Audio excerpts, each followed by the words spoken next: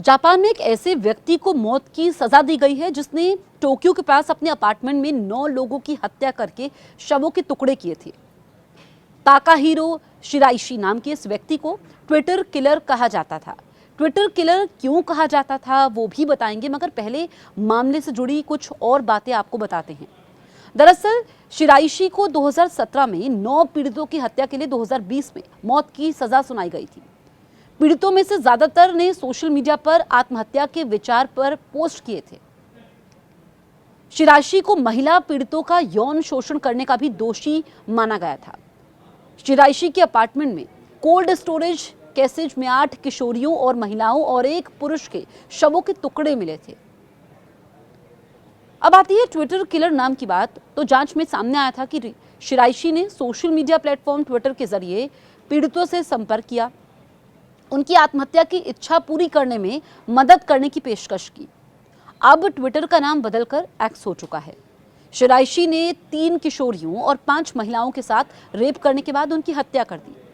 उसने एक महिला के प्रेमी को भी चुप करवाने के लिए उसकी हत्या कर दी। जापानी न्याय मंत्री केसुके सुजुकी ने बताया, इस मामले के चलते बेहद गंभीर नतीजे सामने आए, समाज में बड़ा झटका और बेचैनी पैदा हुई।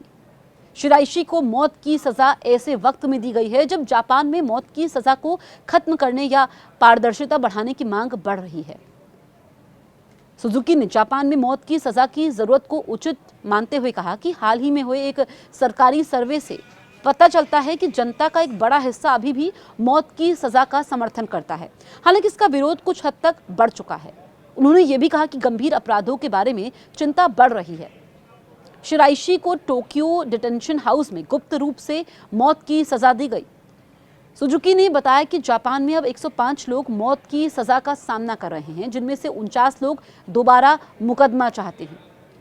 जापान में मौत की सजा गुप्त रूप से दी जाती है, जहां कैदियों को सजा दिए जाने की सुबह तक उनके भाग्य के बारे में भी नहीं बताया जाता है।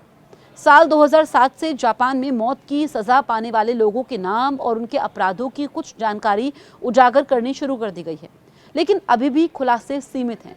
इससे पहले जापान में सबसे हालिया मौत की सजा जुलाई 2022 में एक ऐसे व्यक्ति को दी गई जिसने 2018 में टोक्यो की भीड़भाड़ वाले शॉपिंग डिस्ट्रिक्ट अकिहाबारा में व्हीकल कैश और चाकूबाजी की वारदात में 7 लोगों की हत्या कर दी थी।